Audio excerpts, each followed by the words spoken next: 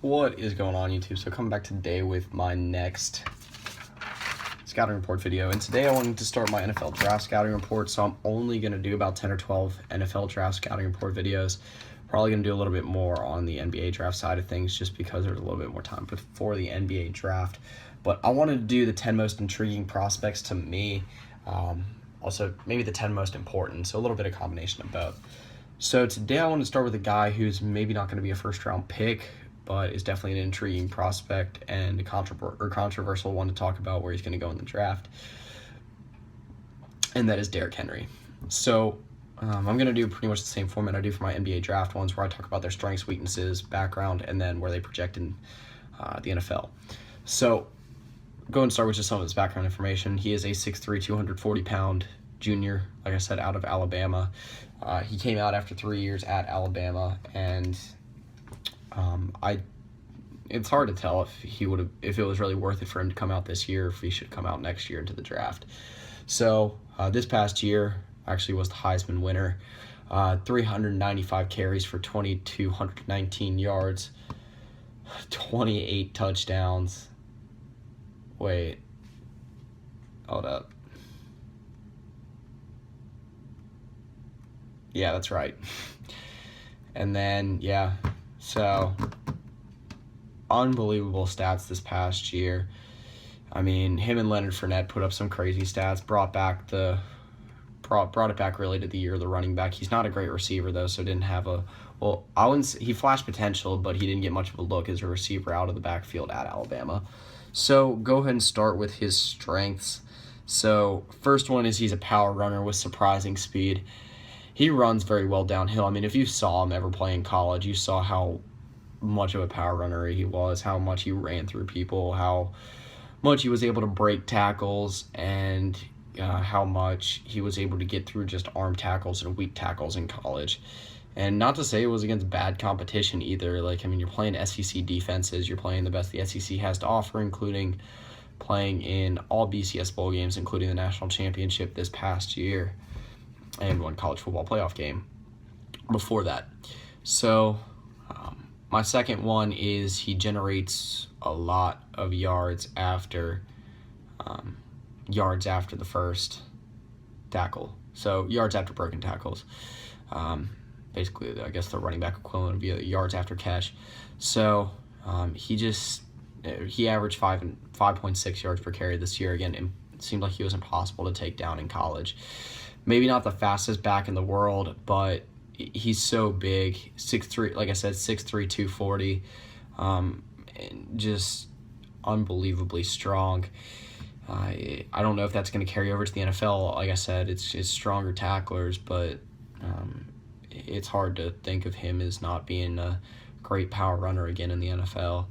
So the third strength I've got for him is he's durable, wears down defenses.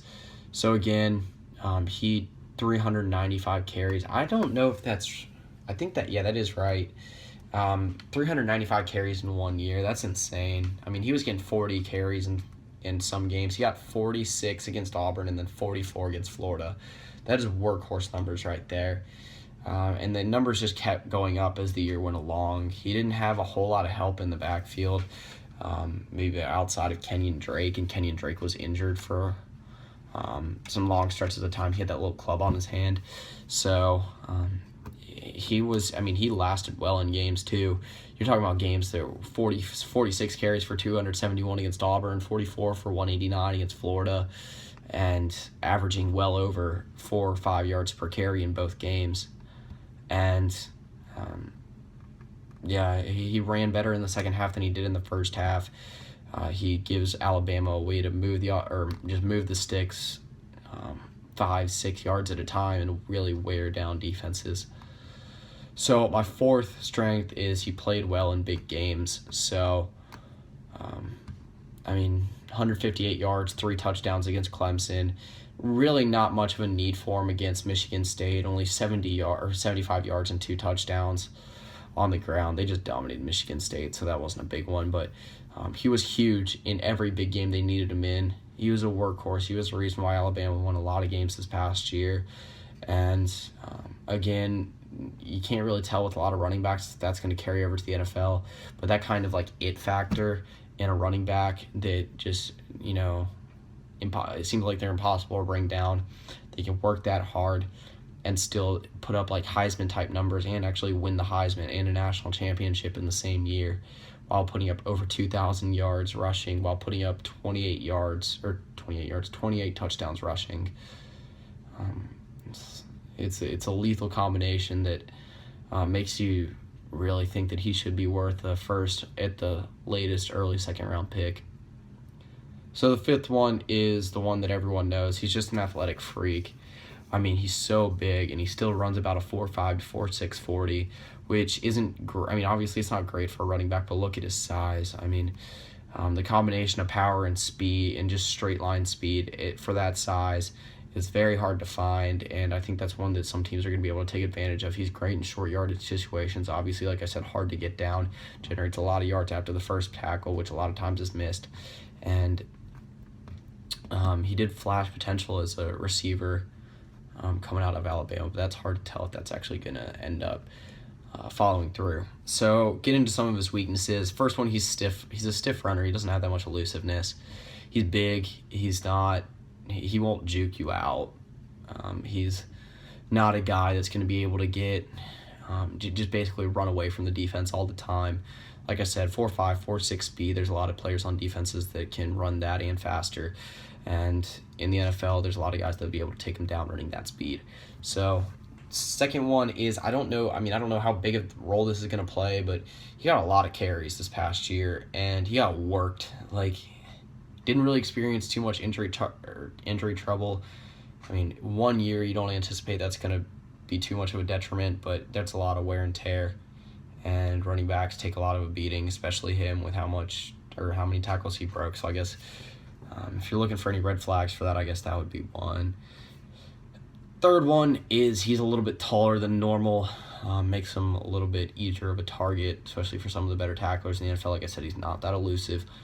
And he really has the size of a tight end, not of a running back. And like I said, that contributes to him not being able, or being a little bit of a stiff runner and not that elusive.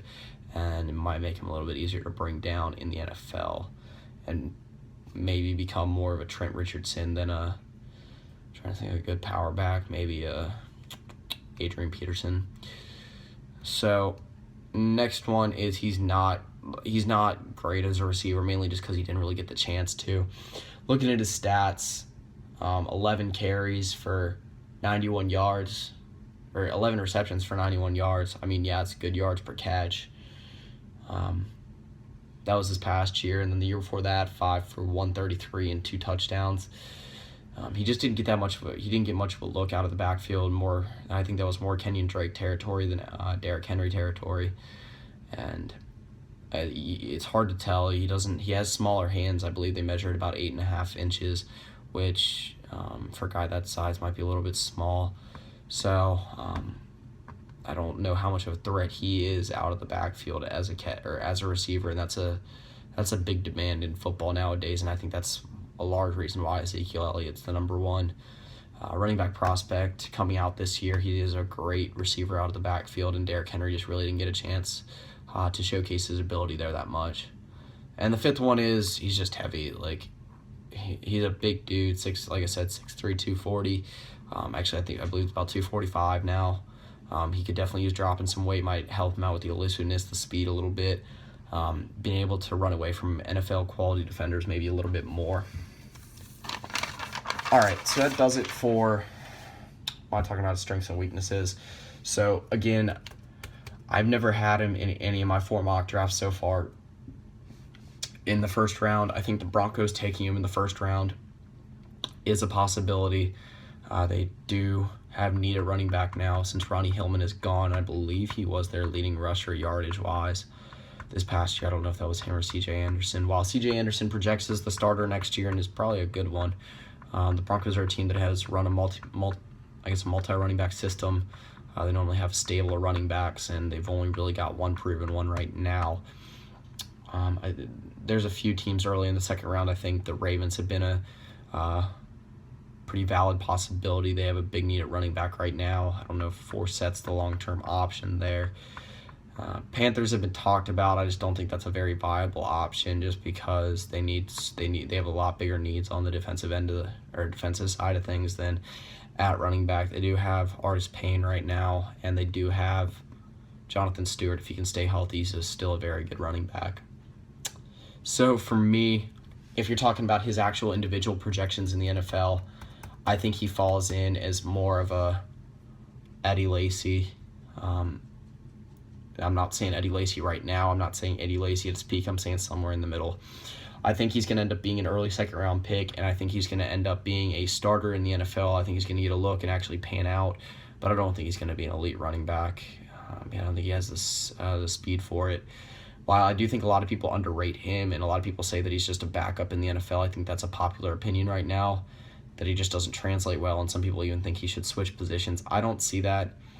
Again, you put up those type of stats in college the way he did, over 2,000 yards rushing, 28 I don't know why I keep saying yards, 28 touchdowns rushing. It's really impressive. You win the Heisman. I think he's going to be a great running back. I just hope he doesn't pan out like a Trent Richardson, which is a possibility. So, and I think that's actually scaring a lot of teams right now.